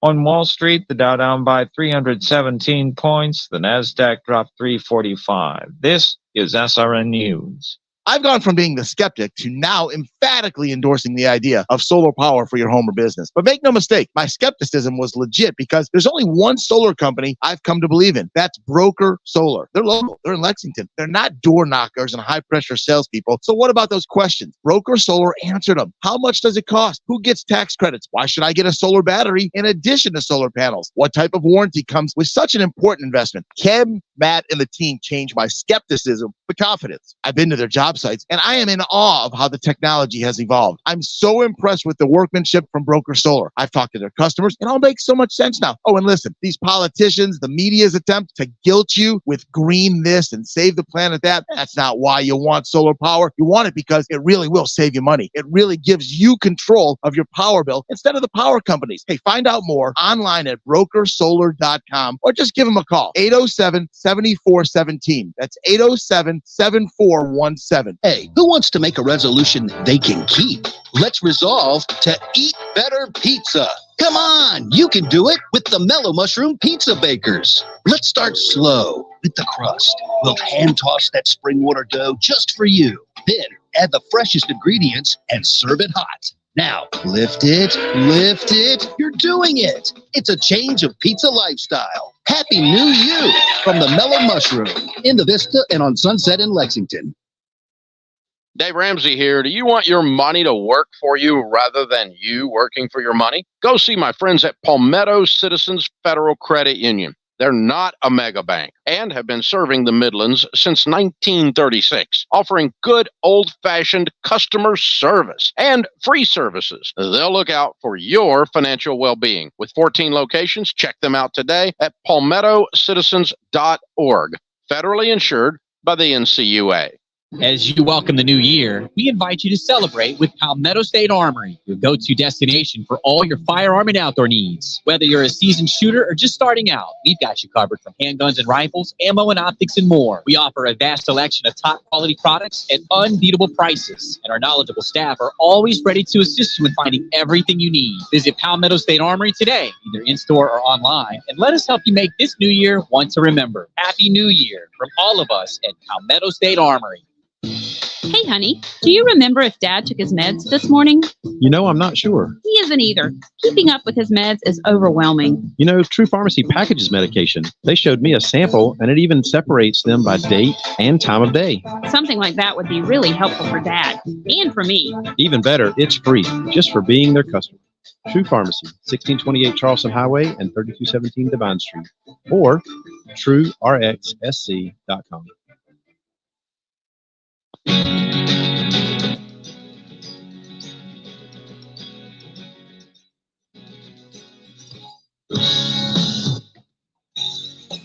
This note out of North Carolina beginning today. North Carolina private school athletes will be able to earn money off their NIL. Since the North Carolina High School Athletic Association public athletes cannot, the question is there a big change coming in North Carolina high school athletics? This is a question posed by Langston Wirtz of the Charlotte Observer. So today's the day private school athletes in North Carolina can make money off their NIL. There's no stopping any of this on the high school level, the college level, heck, even going down to the powder puff level. Who knows who'll be making money off their name? And you know what? I guess if a 8-year-old pianist can go on a show and make money, why can't a fullback? God bless America. All right, last night, the Gamecocks were money in Knoxville against Tennessee. Hard-fought win over the 5th-ranked Volunteers. Here's Lamont Paris. What a good game. Thought our guys just battled. There's some coach speak for you. But both teams played so hard. I mean, just played so hard. And we made some plays when we needed to. Got to the free throw line and made some big free throws down the stretch. Secured the ball against really good pressure. Their man-to-man pressure is elite. Thought we did a good job of handling that, which allowed us to operate in the half court. And then even when we did get out of sorts, we just made a play here and there. And that's ultimately what it came down to. Thought we did a good job defensively, trying to stay within the principles that we've been preaching since July. And so thought we did a good job of that for the most part. Blocked out and rebounded when we needed to. And we're lucky to get out of here with a win in a tough place, crazy environment against a really, really, really, really good, well-coached, experienced team. What were y'all able to do to kind of limit Ziegler and Adu like that? It's not often that they have a game like that at the same time. You know, we just were, I don't want to, I keep saying this, we tried real hard.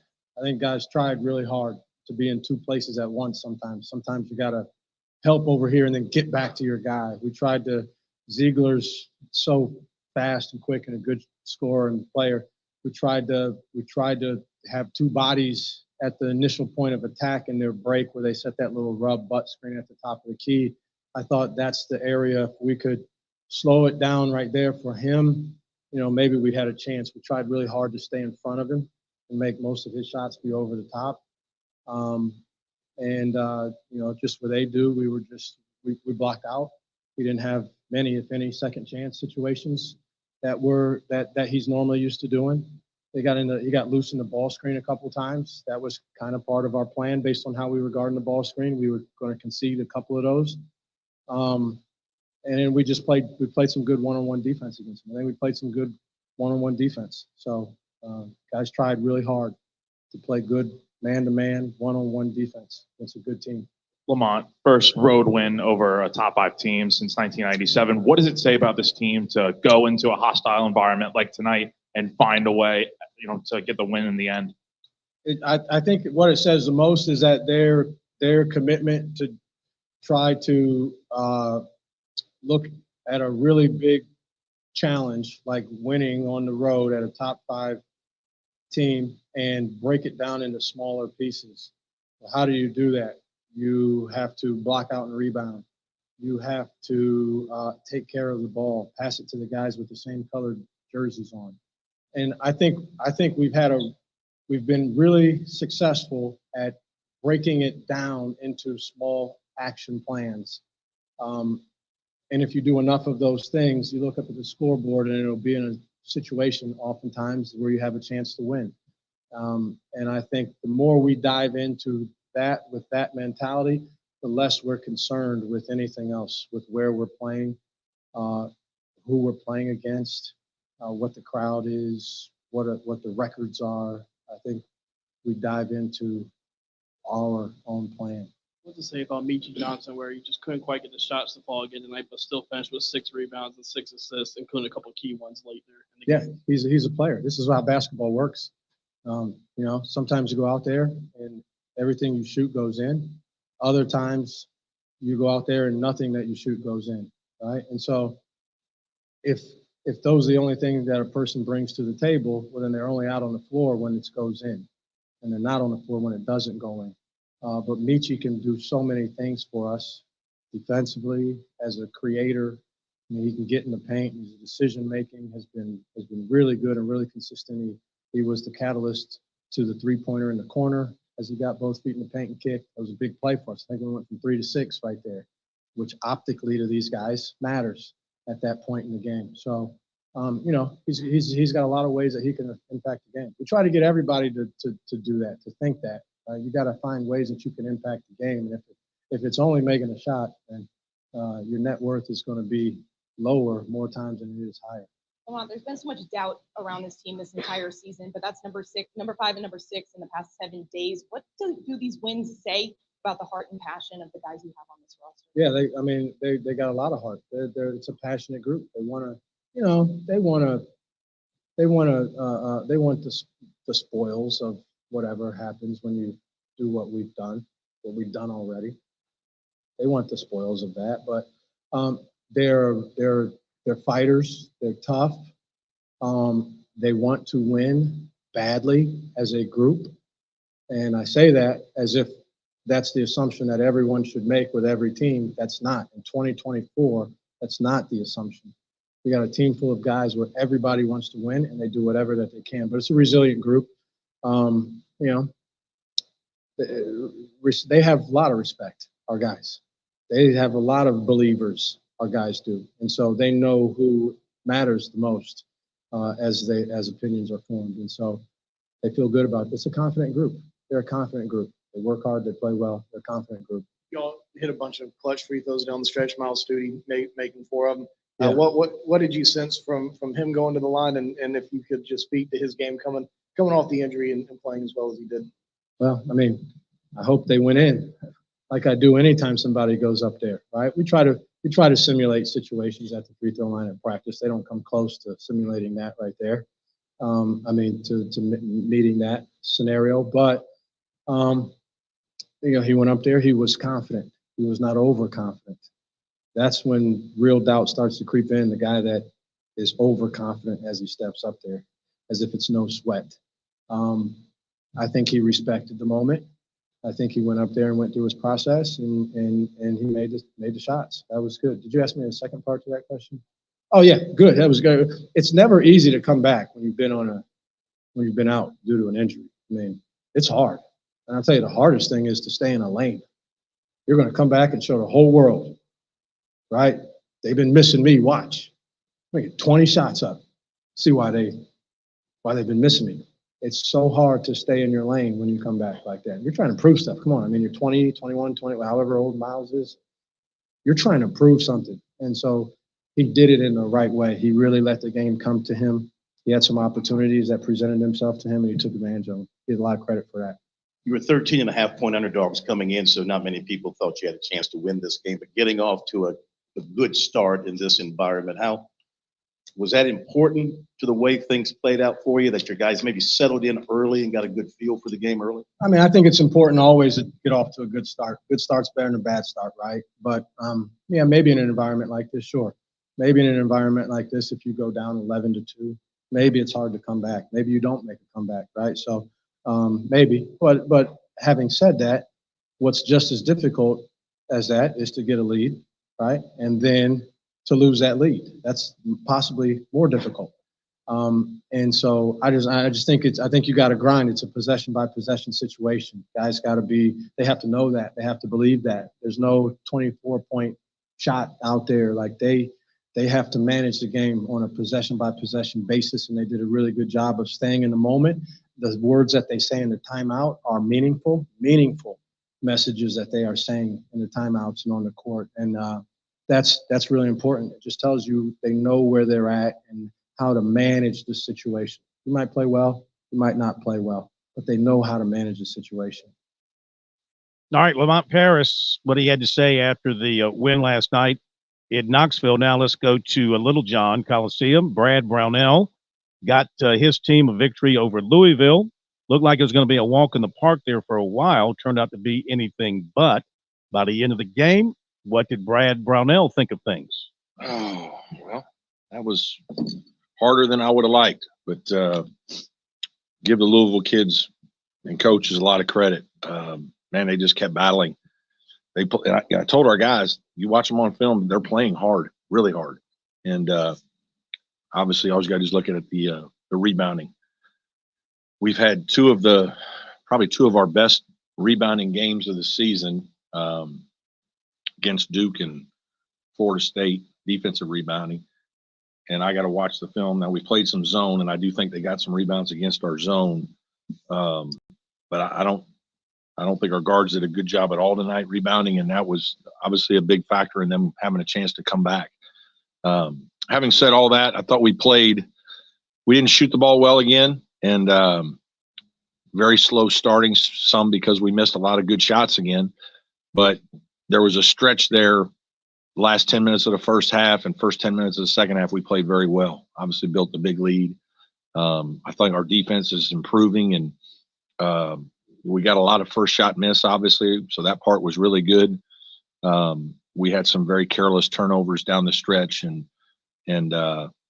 they made some shots. And sometimes that happens. You get behind, and you're really kind of playing with a free mind, and the shots there's a lot less stress. And I think that's part of the reason why you see comebacks in college basketball. The swings are so great. The team that has the lead gets a little tight, which we did, and then the team that's behind is kind of playing free. But again, we'll take it. Really happy the way we played for about 25 minutes of the game, and give the Louisville kids and coaches a lot of credit. I thought they really busted it and competed, and they whipped us on the glass. Questions for me? Can you talk to us about Chase Hunter and his accomplishment tonight and the great game he played? Yeah, he did. Chase has been playing better. Really happy for him. He's had a lot going on. New father, just had a baby and is beaming from it, which I think is really cool. But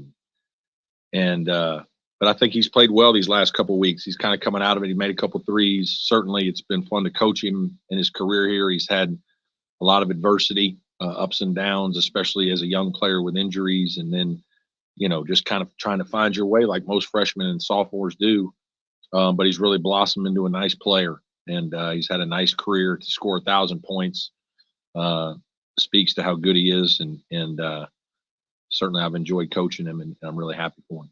How big was it to kind of get over the hump after the other day and then not playing your best today? Yeah, I mean, this is what it is. I mean, we've, win a game and lose a game, win a game, lose a game, and just kind of we haven't been able to kind of build a streak. Hopefully we can play well Saturday. Yeah, I mean, that was an emotional, heartbreaking, brutal loss. It sticks with you for a while, just human nature. And but I thought we came out fine.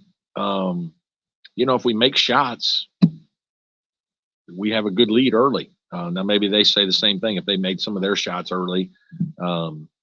the game was different. But I thought we got a lot of good shots. We just, again, for whatever reason, this building, we're having a hard time making them. And but defensively, I thought we played hard. I thought we mixed in some zone tonight, which was good for us. We just wanted to try that on some BOBs. And, but there was a little segment. I thought a couple guys off the bench, maybe not quite as much juice as I would have liked. But, again, I thought the middle half of the game, we played great, and that's why we had a 20-point lead. With the veteran leadership that you have, would you like to see a little bit better killer instinct? Yeah, sure. Yeah, I'd love it, but again, I think, that's, the killer instinct. It's not, the Georgia Tech game I don't think that's a good example of killer instinct. Tonight is, we just made a couple of dumb plays on defense in the last end of the game, and they made some big shots. This was killer instinct. And I was imploring them at the, 12-minute mark. Let's finish it. Knock them out right here. This is our chance. And then the next time out, let's knock them out. This is our chance. And we didn't get it done. And again, some of that's credit to Louisville.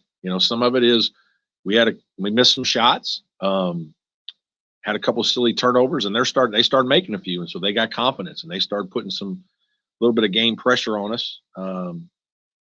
But to give our guys credit too, we did make 4 free throws down the stretch, got a couple stops down the stretch. You kind of sometimes gloss over those, but certainly if the outcome had been different, we wouldn't be doing that. So that's kind of what happened to Georgia Tech. We're talking about the shooting. This seems to be a problem. How do you snap out of that? I don't know that I know. I don't talk about it a lot. I don't think you make a mountain out of a molehill, but we've done a lot of shooting. Guys are coming in and shooting all the time, shooting with coaches before practice, after practice, during the day. PJ comes in the mornings. You just kind of work your way through. Like Chase has made a couple here lately, and I didn't make as many at Duke, but PJ just had a tough shooting night from 3. I think 5 of the 6 shots are probably really good shots, and usually he's going to make at least 2 of them, 2 of the 5. But tonight just, didn't go down. With that said, late in the game when you needed baskets, the comfort of having PJ. Yeah, huge player. Obviously, yeah, he's a stud. He's a first team all conference player, and we're trying to go to him when we can. And most of the time he delivers. That's why he's good. And he makes plays at crunch time. He makes plays when you need him. He wants the ball. He's an outstanding player, and lucky to coach him. So Alex Hemingway wasn't available. Yeah, he's had a little bit of a setback. It's just, and it wasn't like I said that he was, he was never going to play at Duke. He's been trying to work his way back through it. He's tried a couple practices. Again, he hasn't played in a full practice. He's tried, but it's just, it's a hard one. Like, you kind of got to go with the player and the trainer, and just, they got to tell you how they feel. And, he hasn't been able to get it right yet. All right, Brad Brownell, following the win last night for the Tigers over Louisville, back at home for a really, really big one against Virginia coming up on Saturday afternoon. We'll come back after the break, give you some recruiting. Also, this note popping out tonight, maybe we should have thought about this, not surprised. Brandon Marcello, including Clemson's Mike Reed, on what he's calling an early potential list of candidates for the Boston College job. Of course, Reed is a graduate of Boston College, and he's just done a phenomenal job at Clemson, so he's got him on that early list. Back in a moment. Last year was a big year for Founders Federal Credit Union and our amazing members. A total of $30 million was given back to qualifying members in the form of loyalty bonus dividends, proving once again that it pays to be a Founders member. Founders is also committed to pouring time and resources into the local communities we serve. If you aren't a member yet, what are you waiting for? Join Founders today. Visit foundersfcu.com. Federally insured by NCUA. Membership qualification required.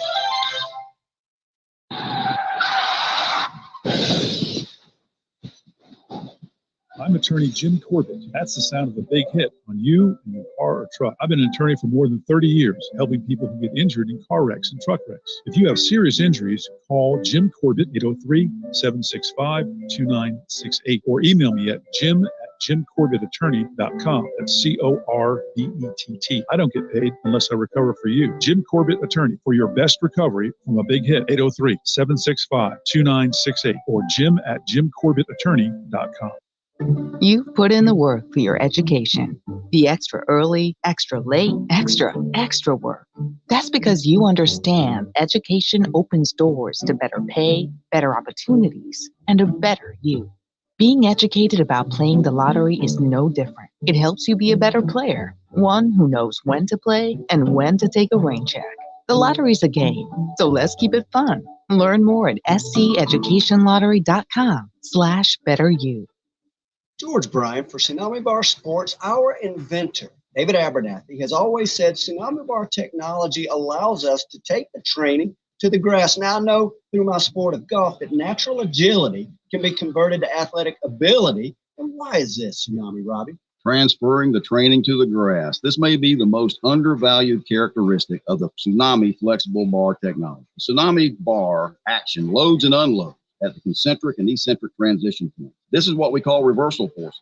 And the Tsunami bar is the only bar and training device that I know of that can train these reversal forces adequately at speed. Hey, this is Phil Kornblut. The Tsunami Bar is a terrific training device, whether you're working on your fitness or your golf game. It's convenient, it's easy to use, and you won't feel beat up afterwards. Be sure to click on the digital ad on SportsTalkSC.com and get 5% off any order using promo code BBB5. Don't wait. Order today. Touchstone Energy Cooperative members save more on electricity, and members save more on insurance, groceries, healthcare, restaurants, travel, concerts, and sporting events through Co-op Connections. Touchstone Energy is an alliance of the member-owned electric cooperatives, and as a member, the power is yours. Experience the power of co-op membership with Touchstone Energy and find out how much you can save on electricity and a whole lot more at touchstoneenergy.com.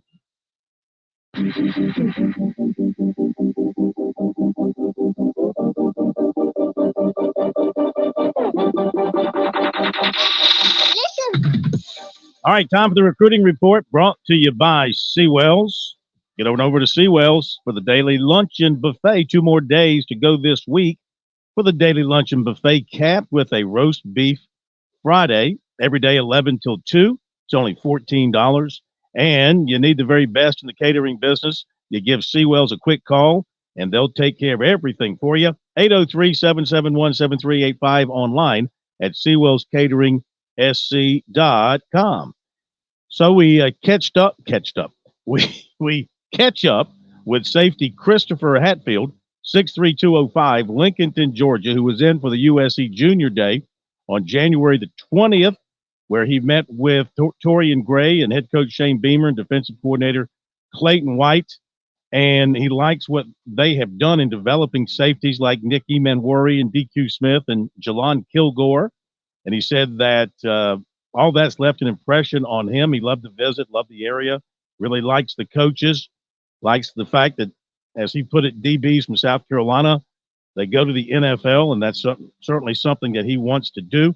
He had planned to visit Georgia Tech last weekend and West Virginia this coming weekend, but he's had to change those plans. He'll get to those two and back to USC in the spring. The Gamecocks have set the bar high with the way they handled things with him. He said the relationship is there, communication's there, everything is good with South Carolina right now, but he's going to take his time and visit 5 schools for official visits this summer and then go from there, a decision in November or December. USC 2026 commitment quarterback Landon Duckworth was offered by Arkansas. Clemson coaches Dabo Swinney, Mickey Kahn visited safety Jonte Gilbert of Atlanta today. Clemson offensive line coach Matt Luke visited Tuesday with offensive tackle Zaire Addison of Riverview, Florida. Several more offers handed out by USC. Cornerback Mark Manford of Marietta, Georgia. Linebacker Tyson Harley of Washington. Running back Tavion Swint of Kissimmee, Florida, a UCF commit. linebacker Cameron White of Riverview, Florida.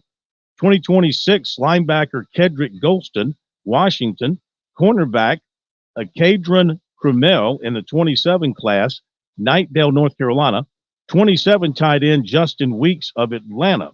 Hammond tight end Mike Tyler was offered by Maryland. And if you missed the notes from last night, just to hit up on a few, Shane Beamer visited with tight end Marshall Pritchett of Raven Gap, Georgia on Tuesday. USC offered 26 offensive lineman Brody Smith, Bearden, Tennessee. Blythewood defensive tackle Sterling Sanders was offered by UConn. 26 receiver Jordan Gidron of Ridgeview was offered by Duke. And offensive tackle Mal Waldrop of Phoenix City, Alabama, who was at Clemson for their junior day, has the Tigers high up on his list. He's going to go to Alabama this weekend, and then he'll wait and see what he does after that. He went to Auburn earlier in the month, but he really liked Clemson and what he saw from the Tigers and what he's been hearing from new offensive line coach Matt Luke. That'll do it for recruiting and for Sports Talk tonight. Thanks for being with us. Have a great night. Thank you, Pat, and thank you, Chris, and we'll see you tomorrow night.